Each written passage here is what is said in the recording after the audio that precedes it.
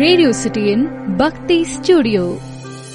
திருவாரூர் மாவட்டம் சிதலப்பதியில இருக்கக்கூடிய முக்தீஸ்வரர் கோவிலை பற்றி தான் பேச போறோம். இங்க மூலவர் முக்தீஸ்வரர், மந்தாரவனேஸ்வரர் அப்படின்னு சொல்லுவாங்க. உற்சவர் சோமாஸ்கந்தர்.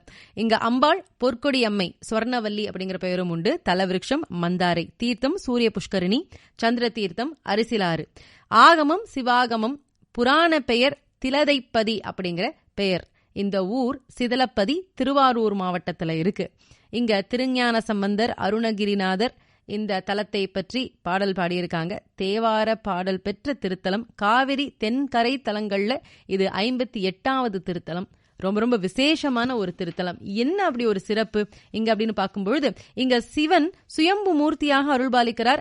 மனித முக விநாயகர் இந்த தலத்துல அருள்பாலிக்கிறார். இந்த தலத்துல அருளக்கூடிய சிவன் முன்னோர்களுக்கு முக்தி தரக்கூடியவராக இருக்கிறதுனால இவரை முக்தீஸ்வரர் அப்படின்னு சொல்றாங்க.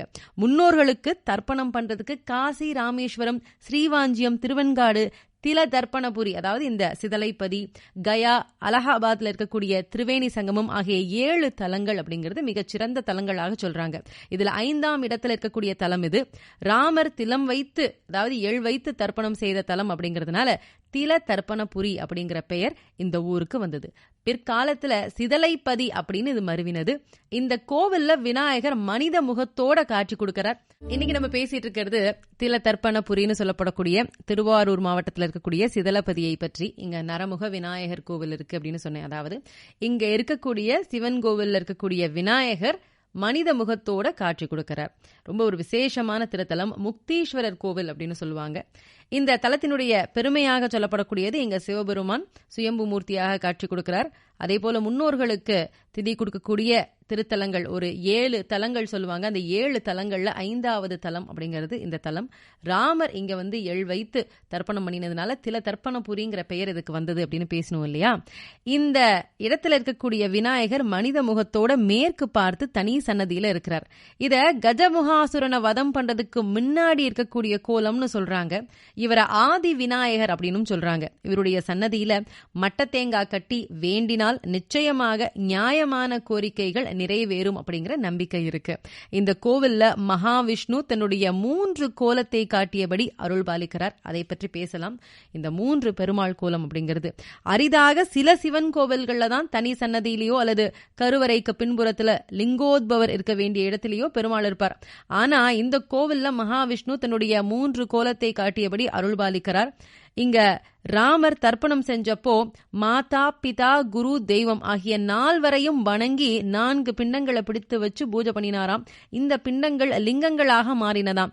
மூலஸ்தானத்துக்கு பின்புறத்துல இந்த லிங்கங்களையும் தர்ப்பணம் செய்த ராமரையும் பார்க்க முடியும்னு சொல்றாங்க. இவர் வலது காலை மண்டியிட்டு வடக்கு நோக்கி திரும்பி வணங்கியபடி காட்சி கொடுக்கிறார். ராமரினுடைய இத்தகைய தரிசனத்தை பார்க்கறது அப்படிங்கிறது மிக அபூர்வமாம். இந்த தலத்துல பித்துர் வழிபாட்டுக்கு உகந்த தலமாக இது திகழுது.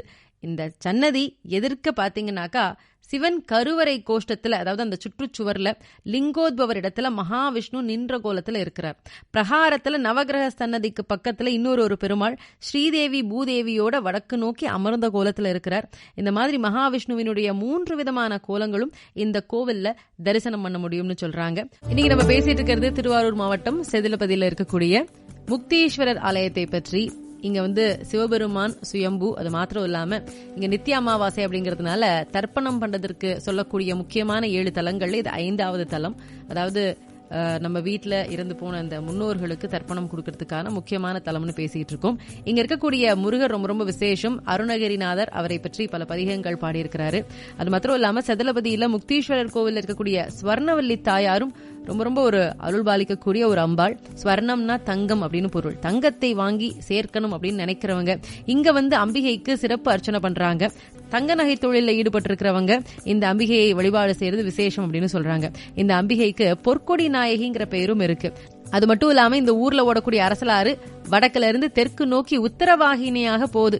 இது மாதிரி நதிகள் ஓடக்கூடிய தலங்கள்ல இருக்கக்கூடிய கோவில்களை வழிபட்டால் செல்வம் செழிக்கும் அப்படிங்கிற நம்பிக்கை இருக்கு. இங்க சிறப்பம்சம் அப்படின்னு சொல்லணும்னாக்கா சிவன் சுயம்பு மூர்த்தியாக அருள்பாலிக்கிறார். இந்த கோவில்ல விநாயகர் மனித முகத்தோட மேற்கு பார்த்து தனி சன்னதியில ஆதி விநாயகராக அருள்பாலிக்கிறார். ராவணன் சீதையை கடத்திட்டு போனார் இல்லையா, அப்போ ஜடாயு அப்படின்னு சொல்லப்படக்கூடிய கருடராஜன், அதாவது பக்ஷிராஜன் ராவணனை தடுக்க முயற்சி பண்றார்.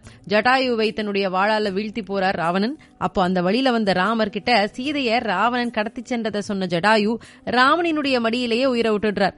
அவருக்கு இறுதிச் சடங்க ராமர் தான் பண்றார். 14 வருஷத்துக்கு அப்புறமாக வனவாசம் முடிஞ்சு நாடு திரும்பி அரச பொறுப்பை ஏத்துக்கிட்டார் ராமர். அவருடைய வனவாச காலத்துல தந்தை தசரதர் இறந்திருந்ததுனால அதுக்காக ஸ்ரார்த்தம் பண்ண நினைச்சு இந்த தலத்துக்கு வர்றார்.